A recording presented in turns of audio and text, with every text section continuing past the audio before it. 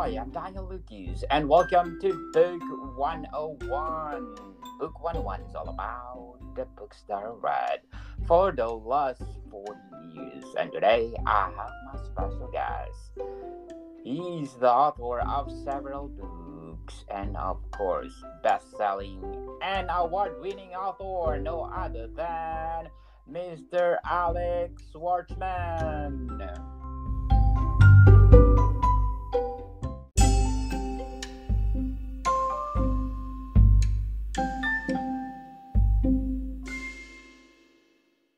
Hi, thank you very much for having me on your program. Welcome to Book 101, Mr. Alex, and can you please introduce yourself? I am Alex Shvartsman. I am a writer, translator, anthologist, and editor. I've written and had published over 120 short stories in all sorts of magazines and anthologies. I'm also an author of three fantasy novels and an editor of over 15 different anthologies, including the one that we're talking about, which is coming out just next week, called The Digital Aesthete. Sounds interesting, Mr. Alex. So, what age did you realize that you're good in writing? Well, it actually happened quite late because English is my third language. So I came to this country from the Soviet Union, and I was around 13 or 14 years old when we first came over. I was already very interested in science fiction and fantasy, but I didn't speak English. So I pretty much gave up on the idea that I would ever be able to have the level of mastery of the language to write in it. And for many, many years, I held on to that belief that my English probably wouldn't be good enough. Fortunately, I finally came over that doubt and fear and started writing short stories well into my 30s. And I discovered that those stories were finding homes. The magazines were buying them and publishing them, and people were enjoying them. So that gave me that confidence boost that I needed to spend more time and more effort on writing, and just never looked back. I've been writing for well over a decade now, and hope to continue for many more. Who are your favorite authors that influence you the most? There are so many, and if you ask me this question for a year straight, I will probably give you different answers every single day of that year, at least somewhat different answers. Some of my absolute favorites, Mikhail Bulgakov, who is the author, the Russian author of The Master and Margarita, which I consider to be one of the greatest novels of the 20th century, both in speculative fiction and overall. For among English authors, I really enjoy Mike Resnick. I really enjoy some of the works by Neil Stevenson. Man, I could probably fill an hour just talking about the authors that I love because there's so many of them. Sir Alex, if you describe the writing of your favorite authors, what is it or what are they? Well, I think what attracts me to speculative fiction in particular is the sense of wonder. It's the larger than life story arcs and characters encountering these fascinating things that can't happen in real life. So because of that, I tend to gravitate towards space opera and urban fantasy. They're very different subgenres from each other, but they both have that, really something really cool happening. That feeling that you get when you're watching maybe Indiana Jones and something completely out of this world comes along. At least it did for me when I watched it as a kid. And so I really enjoy those kinds of books. And there's so many different authors that write awesome books in those genres. Adrian Tchaikovsky is a recent favorite. I've been pretty much picking up and reading every single book that he puts out in a variety of genres. Simon R. Green is probably my overall favorite urban fantasy author, and he's got dozens upon dozens of novels. And he's also written in a variety of genres as well. So I guess that's a theme. I think talented authors don't tend to corner themselves into just one type of book. So, but there, again, there's a lot, and I think it's really important to keep checking out new authors and discovering new favorites. So you don't just stick to whatever it is that you've discovered many years ago and ignoring the new stuff that's being put out. So, Mr. Alex, did you get those writing style in your writing? I think that I would like to think that I developed my own. Most writers, when they start out, they tend to try and imitate one or more of their favorites. But the longer they work at it, once you've been doing it for a few years, if you're doing your job well, you will have your own style. You will have something distinct that people who read you constantly will recognize, even if your name is not on the page. And I think that all writers should strive toward that, because if you don't have a unique voice, you're really missing out on a lot that you can bring to your audience. So when I first started out, yes, of course, I tried to replicate some of the stylistic elements from Simon R. Green, from Douglas Adams, from all sorts of authors. Mike Resnick was another early favorite that whose work I've enjoyed and tried to replicate in certain ways. But by now, I would like to think that my voice is uniquely mine. Very well said, Mr. Alex. So, if you describe your own style of writing, what is it? A lot of it revolves around humor. I found when I started out on my writing journey, I never expected to become a humorist, to become somebody who writes funny fiction.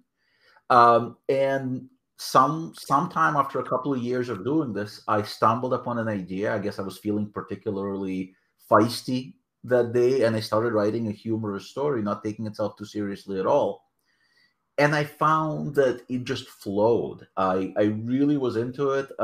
It was coming off much more easily than like the more serious dramatic stuff, and I the readers seem to connect with it much better as well. So while certainly not everything I write is humor, a very good percentage of it is.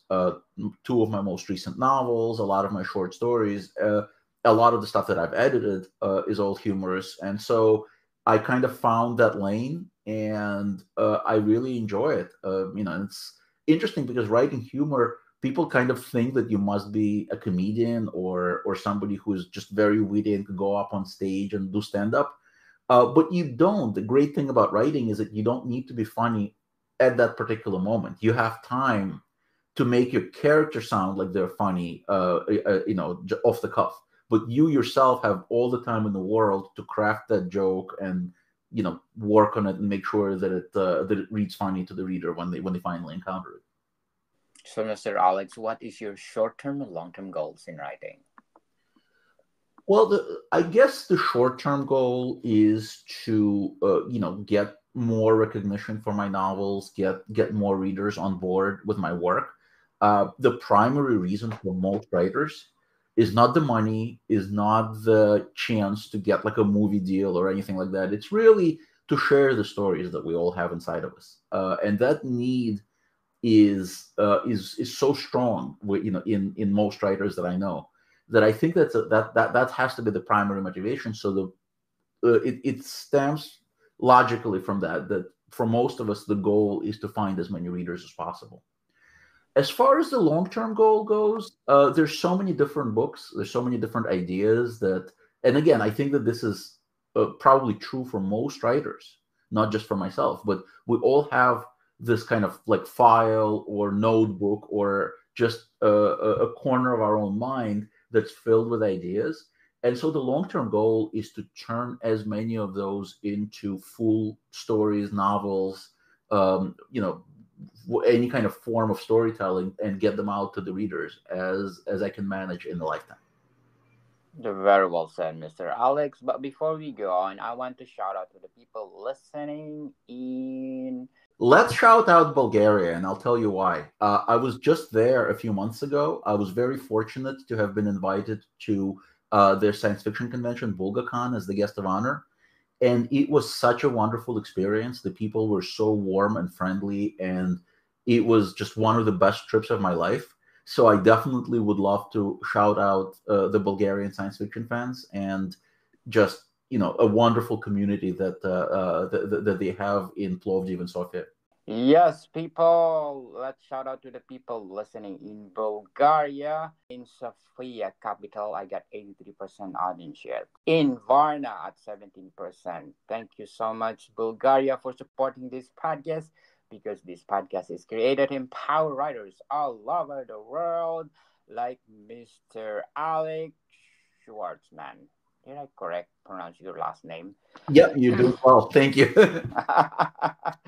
So, Mr. Alex, let's talk about your anthologies, the digital Aesthete. Yes. I tend to get myself in trouble by using SAT words in some of my titles, which is probably not the smartest idea. But when the word really fits, I want to use it. So the most recent novel I wrote is titled Kakistocracy, which, for those listeners who don't know the term, it basically means the form of government by the worst of us. Um, Oh my God. for this Okay. for this particular book, the Digital Aesthete is it's an anthology of short stories about the interaction uh, of artificial minds, robots, in artificial intelligence, whatever you want to call it, and art. And it's been such an important subject. So many people have had opinions and interest in the subject ever since we've seen the emergence of the large language models like Midjourney and ChatGPT. It's become very mainstream. It's become very interesting to a lot of people, and it's also become a source of a lot of concern and anxiety for writers, because they're worried: are they going to get replaced by robots telling the stories instead of them? Same as the artists. I mean, the artists are looking at these beautiful Midjourney images that anybody can just spit out, and they're worried about what's going to happen with their jobs in the next 10 years or even 10 months. So what's the best thing for a writer who has anxiety about a subject to do? It's to write a story about it. So I capitalized on the interest of this, and I came up with the idea of the digital aesthete, which is an aesthete is somebody who appreciates art. And I asked all sorts of writers from across the globe to come up with different ideas of how that interaction might happen, especially when we do have true artificial intelligence. Because what we have now with ChatGPT and Midjourney, they're called AI, but they're really not. They're just something called large language models. They can never become sentient. But I was interested in, and there are some stories that kind of cover the subject of those types of programs. But I was also interested in thinking intelligent minds in the way that Isaac Asimov and other science fiction writers, classics, have envisioned it. When you have a robot that can make their own decisions and kind of like be a being of its own, how would they interact with human art or create their own art, etc.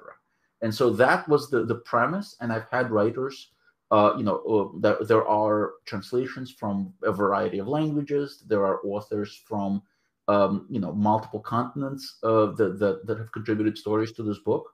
So I'm very, very excited to present them and to show readers just how different and how many ideas that are so unlike each other all of these authors have presented. So, Mr. Alex, is it AI is a good invention for humanity? Well, the jury is still out.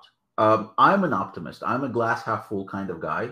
So I would like to think that, as with so many other technologies and inventions, we will ultimately model our way into using it in a beneficial manner where it's going to be a net plus for humanity rather than a net minus. I don't think that the danger is artificial intelligence becoming self-aware and going to war against us like we've seen in movies like Terminator. I think the danger is in how other human beings will use this technology, and whether like when, like, think about it. Think about it. The atomics, right? The technology is great for powering our cities and for a cheap and relatively safe source of energy, though even that is arguable still. But people have also used it to create bombs, and at some point, our entire civilizations could potentially be destroyed by this technology. So it is really the human beings that are the risk factor, not the technology itself. I would like to think that AI and large language models kind of fall into that same category where, if used responsibly, they could really be a game changer in the same way as inventing the internet, and the internet becoming widespread in the early 90s, or smartphones becoming widespread in the late aughts of the, like in like 2007 and later. So this could be a similar game changer to that, which will completely transform our society, but it could also cause a lot of harm if human beings responsible for these decisions will make the wrong ones. Wow. Interesting opinion, Mr. Alex. So, can you describe the research process behind this anthology?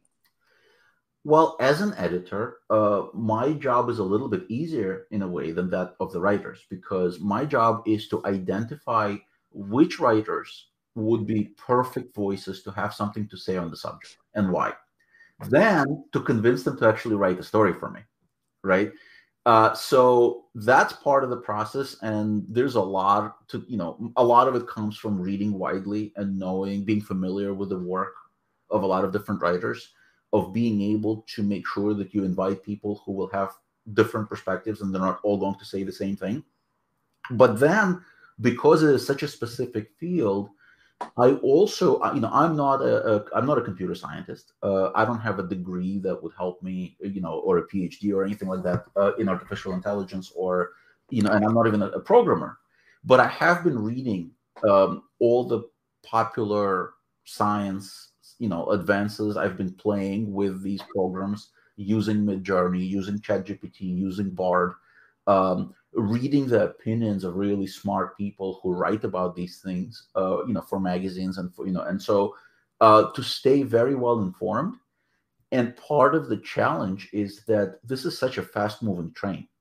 The information that we have is, and then the opinions on it, everything is changing so fast that I was actually worried that when I wrote the introduction to the anthology several months ago, it would be outdated by the time the book comes out.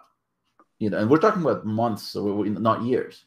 So so I'm kind of like, I reread it recently, and I'm like, no, okay, it still stands up. uh, Mhm. but yeah, that's definitely, there's a lot of you have to know the subject matter in order to be able to work with the writers and kind of steer them away from mistakes, steer them away from just kind of like falling into the dogma. There's a lot of sort of inaccurate information out there about this. Just like with anything else, when people are concerned about something, they tend to get really dug in with their opinions. And you'll have people who will say any LLM is evil. They're all just there. They're just there to steal intellectual property from people from human beings that actually created it, and that's that. And then there's other people who are absolutely convinced that these models, these huge, vast data models, are the best thing since sliced bread, and that all of this IP stuff doesn't ultimately matter because the ends justify the means, essentially. So I think that with most things, the truth is somewhere in the middle, and there are ethical and responsible ways to use this technology, just like any other technology. And we as human beings just need to grow up enough to be willing and able to use it in that manner. What challenges did you face while editing or compiling the digital aspect? One of the challenges, which is consistent for my project, is that I am absolutely committed in getting different voices heard on any subject that I'm editing on from outside of the Anglosphere. I want writers who are in other countries, in other parts of the world, because very often they will see the world a little bit differently than Americans or the Brits, and it's really important for us to hear their voices. So for this book, I was able to get several authors from Ukraine. I was able to get several authors from China, and then I was able to get authors from other parts of the world, Czech Republic, Chile, Madagascar, all sorts of places. And finding these writers, especially the writers who are not themselves writing in English, they're writing in in their languages, and then connecting them with the proper translators, but also being able to identify who they are.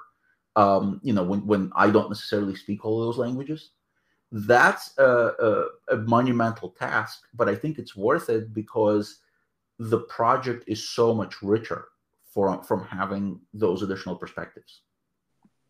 So, Mr. Alex, what's one theme or message you hope readers will take away from these anthologies?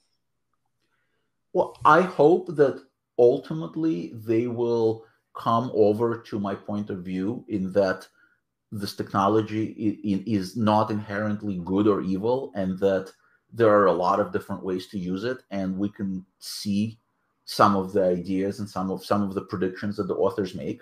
And don't get me wrong, they are all over the spectrum. There are stories that see a positive, like almost utopian futures that could be brought by this technology. But a lot of the stories are pretty dark, and they kind of, like most science fiction, the authors are trying to alert us to, hey, if we don't change what we're doing, this is the possible future that we're facing. So I think it's really important for readers who are interested in the subject matter to get both perspectives and get a richer, more complex view of it, so they're not just sticking to like either side of the dogma. How do you handle criticism, both constructive and negative? I would like to think that I handle it pretty well. Most writers need feedback. They need to hear from other people, because we're never the best judges of our own work, and I can tell you that as an editor. Even New York Times best-selling authors and Hugo and Nebula award-winning authors, they all need editing. They all need feedback, and sometimes it'll be something that's relatively obvious, but we don't see it in our own work. As a writer, I'm the same way. So being able to accept feedback and then figure out which parts of it to act upon and which parts of it to ignore is a really important skill that every writer needs to develop. So I have trusted beta readers, and I have friends that are just fans who are willing to read my work early. So whatever I write something, I send it over to those readers and I get the feedback, and I make sure that they give me a raw, honest, unfiltered feedback. I'm not afraid of hearing that, hey, this sucks, or this really didn't work for me. I didn't understand it. I didn't laugh. That's okay. Those bits of feedback, they're really gifts, because by being honest with me and by giving me any kind of negative feedback like that, they're ensuring that by the time the work is actually completed and goes out to readers, there's the likelihood that the reader will actually like it, the end consumer, I guess you would say, actually likes it, increases. So I think that having a little bit of a thick skin is really necessary, because another bit of feedback that all of us writers get are rejections. Whether you're a novelist or a short story writer, a lot of the time you will send your work out to an editor, and an editor will just send you a form back saying, thanks, but that's not for us. So if you take that personally, if you get upset about it, you're not likely to succeed in this business, because rejection is a natural part of the process. When I edit an anthology that has an open submission window, which means that anybody can send me work, I will typically get about 1,000 submissions, and out of that 1,000 submissions, I'm able to buy maybe 10 or 12 stories. So no matter what, there will be really good stories, perfectly publishable ones, perfectly good ones that in another year or another anthology would have made it in, that I have to pass on because there's only so much room. And so as a writer, I'm conscious of that as well, that when I send my story out there, it may be a good story. It may not be quite as good as somebody else's that the editor read that day, but ultimately I have to accept that sometimes I'll get an acceptance letter, and sometimes I'll get a rejection, which is more important than any kind of negative feedback that you get, because that actually matters whether readers get access to your work ultimately or not. So, Mr. Alex, rejection make you perfect or in the progress in the future? It's not that it makes you perfect. It's that if you can't deal with rejection, with getting stretches upon stretches of time when you're sending out stories and you're getting like these forms that are kind of like impersonal, if you can't handle it, it's less likely that you'll be able to cut it as a writer because nobody gets 100% acceptance rate. Most of us get more, even professional writers, award-winning writers, we get more rejections than we get acceptances on average. And that's perfectly normal. It's just how the industry is set up. So the ability to deal with that is super important. Yes, let it go. So, do you have any advice for aspiring writers out there? My advice would be to a keep trying, not to give up too soon. I know, unfortunately, too many writers who showed tremendous amounts of promise, and they've had a few things published here and there, but they could not deal with how tough it is to make it as a working writer. And it really is very difficult. Just like with any creative field, if you look at actors, if you look at musicians, only a tiny percentage, the ones that with the names that we recognize, the names that we think of when you say actor or musician, they are a tiny tip of an enormous iceberg. And then there's a lot of people out there who are struggling and spending years and years and years trying to break through. So writers are the same way, and you can't give up because you don't know when that opportunity will finally strike, when you will create something that really resonates with readers, and you don't know which piece of work is going to be. The story that is by far my most successful piece of writing, it's a short story called "Explaining Cthulhu to Grandma," which is a funny story, and I wrote it kind of as a throwaway thing. I didn't think twice about it. It was just something I did for fun. Turned out that it won an award. It's been at this point, it's been published in, I think, in at least 10 languages. It's been reprinted a whole bunch of times in magazines and anthologies. And if you asked me at the time when I wrote it, never in my life would I have predicted that it's going to be, at least for a while, my most successful piece of writing. So the important thing is to keep going, to keep producing, keep creating things, setting them out into the world, and seeing what sticks. Yes, indeed. So, how has the publishing process been for you? Well, I've been very fortunate. So I wrote a fair amount of nonfiction. So I got, how they say that you need to write 1 million words before you write publishable fiction. So I wrote most of that 1 million words before I ever wrote any fiction. So by the time I started writing short stories, I had a pretty good toolkit for being able to express myself on the page. So once I started, getting the stories out there, I started getting those acceptance letters pretty quickly, or I might have also quit. I don't know. I mean, that's the tricky part is you lose a lot of talented people because of how difficult it is. And if I was less fortunate with my early success rate, we may not be talking right now. So, and that journey is a long and arduous one.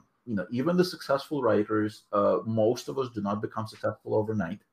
It takes years and sometimes decades. And so again, it's important to just keep plugging at it, and because you don't know when your next book, like George R. R. Martin, he was yes, he was a successful writer with many awards, but he never had a huge commercial level of success until he wrote A Song of Ice and Fire. And then that book really put him on the map with casual readers and made him a bestseller. But he's been a working writer for several decades before that. So you don't know, that success could come to you as a young person, or it could come to you, when you're in your 60s or 70s even. So the important thing is to keep going. Yes. Try and try until you succeed, as they said. Exactly. Before we go on, Mr. Alex, I'm inviting you to listen to my other podcast, Food 101, our third season with Chef Alessandro, one of the best executive chefs in one of the best five-star restaurant in downtown Toronto. And listen to our latest episode. We talk about spice. People, spice is one of the ingredients in the kitchen to make your food delicious. Plus one more, our books are out. Not only one, but 12 volumes, people. Food 101, Volume 1 Basics, up to 12 is only the books that you need. How to create a delicious food. Available on Amazon and leading online bookstores worldwide. So, Mr. Alex, what's the most rewarding aspect of being an author? Well, in a way, it's this opportunity to speak to folks like yourself, the opportunity to go to conventions and participate on panels and talk to readers. The best part, absolute best part of being a writer, and if somebody comes over to you and says, "Hey, I read this book and I really enjoyed it. It made me feel better. It made me laugh. It gave me that sense of wonder." Anytime you have an interaction like that with a reader, it makes all the hours of working by yourself in front of the computer, like locked in the room, totally worth it. Totally agree. So, how do you feel about the current state of publishing industry nowadays? It's rough, but I also see opportunities. So we've seen, the advance of independent publishing, where a lot of people are not relying on a small number of of companies in New York City controlling most of the industry. But that also became challenging because anybody can get published now, which means that there's a flood of material out there, and a lot of it is not necessarily all that good. But it makes it much more difficult to be discovered.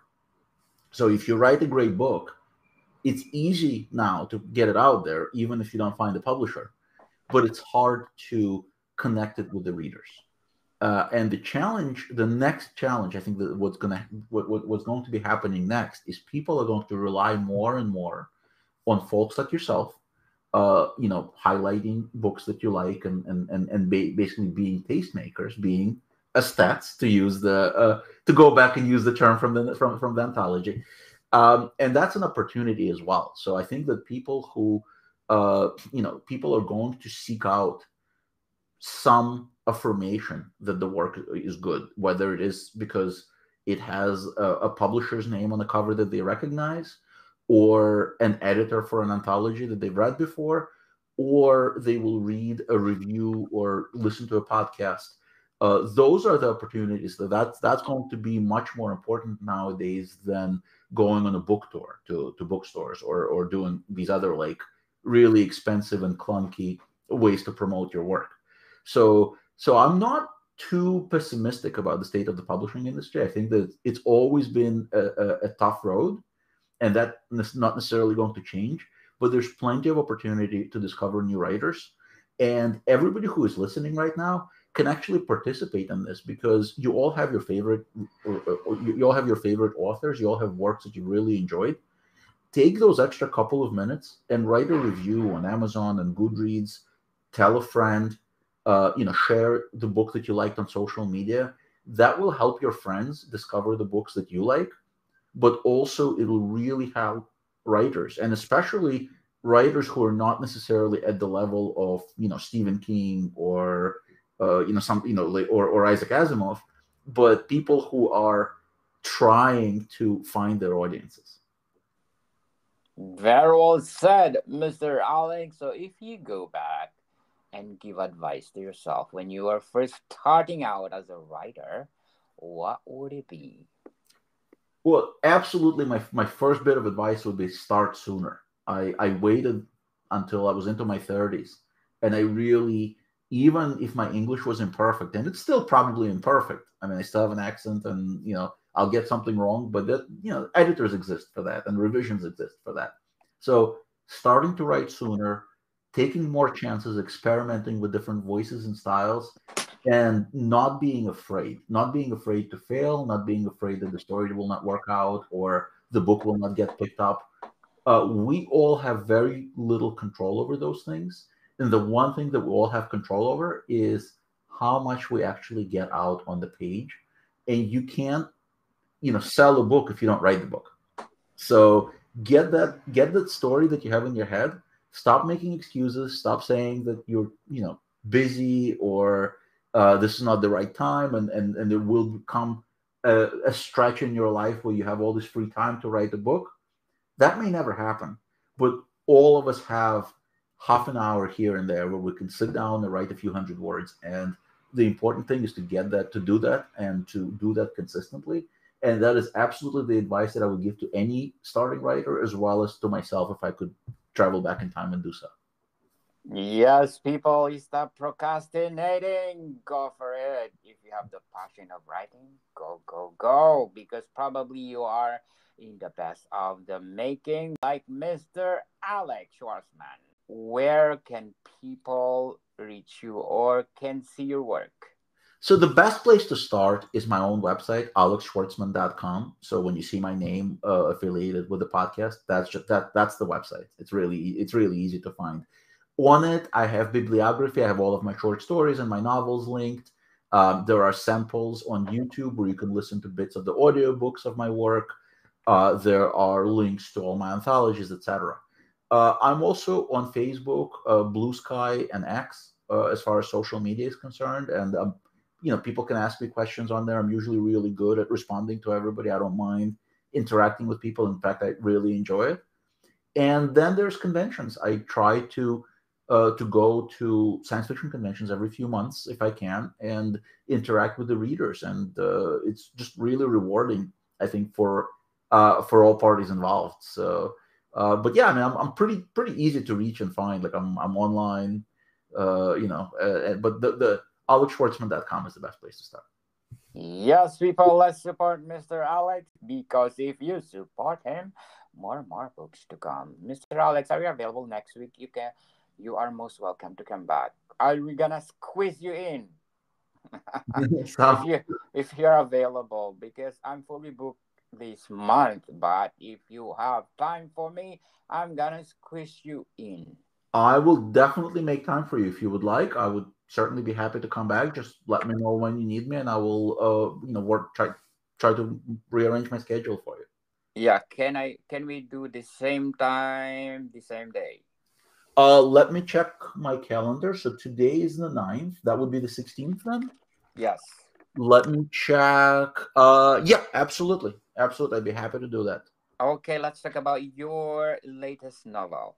Perfect. Yeah, and like I said, it's really fresh still. So that would that it's only been out for a few weeks, so it'll be That a good time to do so. that'd be awesome. And thank you, Fitchwat, for being the number two best book podcast on the planet. Thank you so much. And number one in the art book category. Thank you so much. And Fitch, listen notes. Thank you so much for my latest score of 26 and belong to 10% popular show globally. Thank you so much. So, Mr. Alex, can you invite our listeners to support your latest anthology? Thank you so much for having me. And again, this book is called The Digital Aesthete. You can find it on Amazon. You can find it linked from my own website. You can find it on the publisher's website at Arc Manor Kasich, or in your favorite bookstore. It will be available widely worldwide, ebook, print, all the usual ways that you can read a book. And please check it out, support our authors. And if you like it, again, the best way that you can help is just to spread the word, tell a friend, write a review. It doesn't have to be a 5-star review, whatever you think. Just getting the number of them up there is really helpful to readers, and helps the authors for the discoverability of their works. Definitely. Sir Alex, thank you for your time. Thank you so much. Moricon people, see you soon.